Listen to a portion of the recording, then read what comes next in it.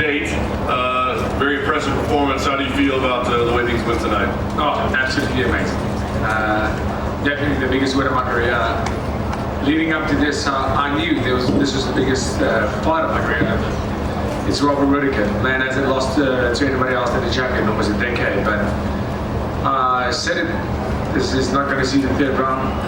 TKO in the second happened that way because, you know, I just know my fighting style. And I guess this answers all the notice questions. You were very respectful of him coming into this fight. You know, you knew how great he was. He did have some success early on, and then you seized momentum, you know, towards the end of round one. I guess, how did things play out? Was anything surprising to you in there? No, not at all.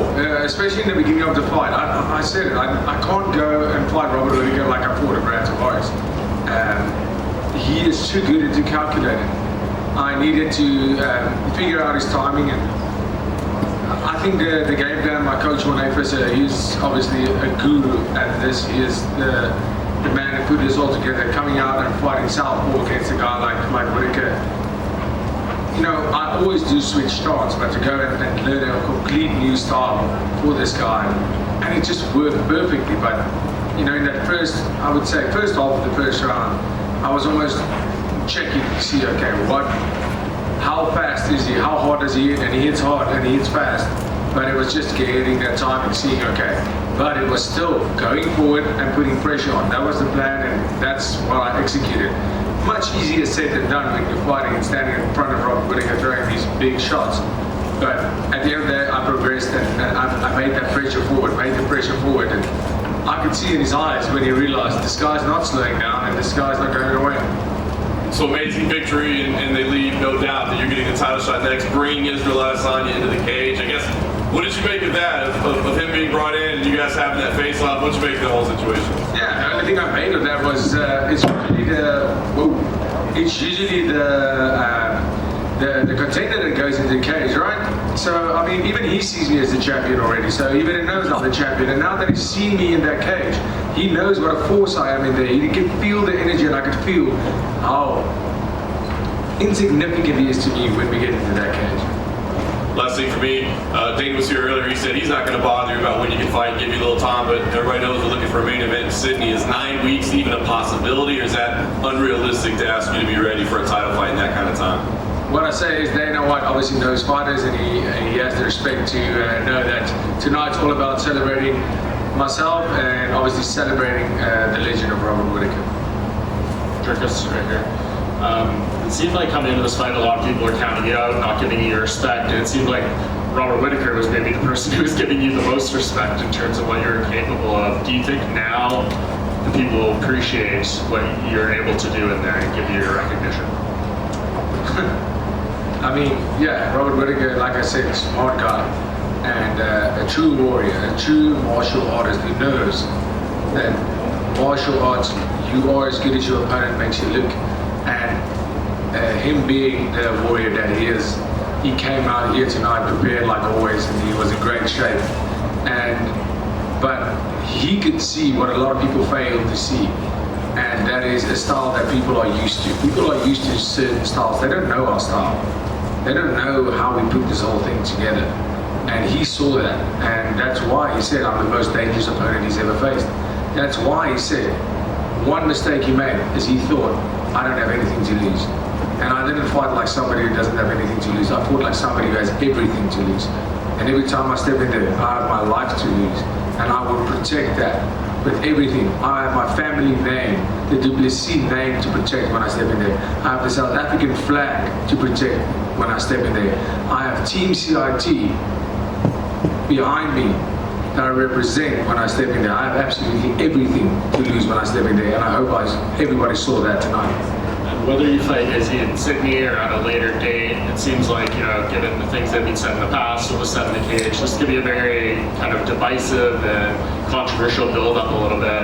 How are you preparing yourself for that? Are you wanting to step away from it? Like, what do you think the build is going to be like? I mean, you saw tonight, I'm prepared. I'm prepared for everything. Everything he says, anything he's behaving like a clown in there. No, that's not how a champion behaves. That's not how a man behaves. He's behaving like a child. Conduct yourself like a champion. there's people looking up to you and you're behaving like that, no. You know, if that sells tickets, good for him. I'll sell tickets my way. I'm a gentleman, I'm a man, and I'll behave like a man. When you do get in the octagon with him, how do you think this fight goes? How do you beat him? I'll knock him out just like I did tonight. You know, if not, we saw his fight with Alex Pereira. If I get him to the floor, it is not even a fight. It's not even a fight. If I just get my hands on him, it's not even a fight. I will manhandle him. I've done it before and I'll do it again. And you know, as far as the striking goes, look, let's take that out of the question.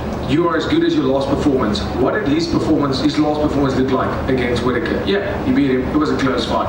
What did my last performance against Whittaker look like? So right now, that's how I plan on beating him. The same way I beat Whittaker tonight, by implementing the game plan and sticking to my style and doing what we do best.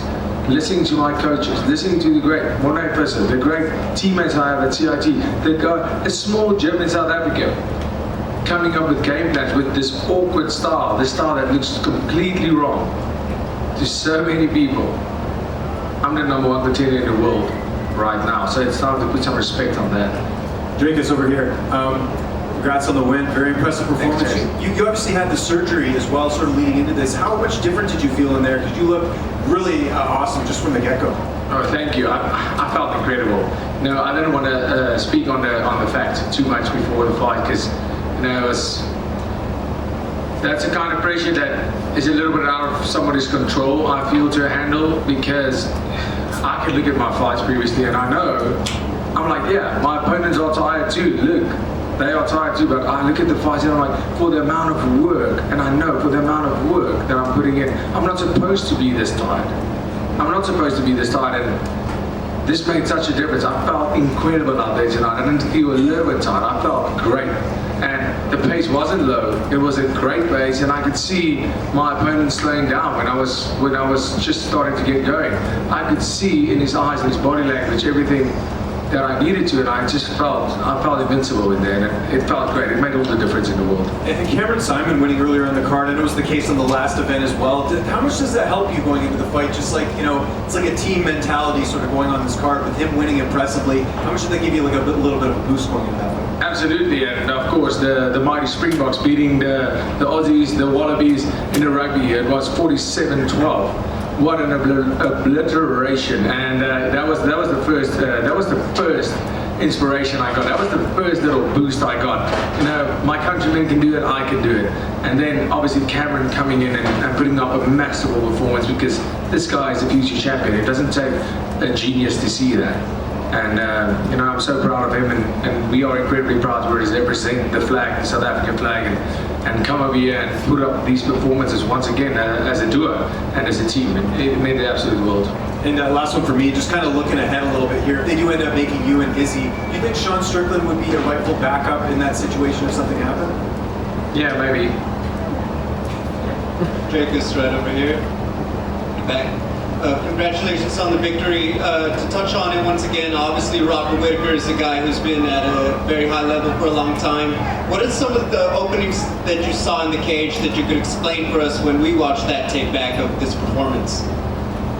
Like I said before, there's not a lot of openings to see real quick, you know, with Rob. But one thing was, I was big against Rob tonight. I could feel it when we were in the grappling exchange, in the wrestling exchange. I was strong. I could feel I was a lot stronger than him physically. But he's fast, and his footwork is so good. Like, he makes you miss all the time. And until I figured that out, he just has a very, like, his movements are the same constantly, and I brought in a lot of karate guys for this camp. We did, and it worked so well because I figured out that movement. I figured out but he does it so well. What he does really good is he's in the pocket, and as soon as you go for him, he's out of the pocket. He just moves backwards, but laterally and he doesn't move side to side. He just moves backwards and forwards. And he does it really quick. So, you know, it took me, that's the first half of the fight, the first half of the first round, it took me to figure that out. But then I saw, cool, his hands are low, but he's not blocking a body kick, and I started landing. And I realized his left hook was really hard, but it wasn't the signature 1-2 head kick that he does so well. I was super prepared for that. He threw 2 of them, and it wasn't as strong as I thought, to be honest. It wasn't, I don't know if it didn't land flush, but I blocked both, and I felt a lot more comfortable moving to the open side. But at the end of the day, it was about being patient and being composed, which I felt I did a lot better tonight than ever before. When you talk about your career, you've had in the UFC, you've been part of some really big events and slowly, keep moving up the ranks, moving up the card and everything. And now with this biggest victory in your career, how do you even put into words that whole journey? Because you've been on big events, but it feels like you really took center stage tonight. Oh, thank you.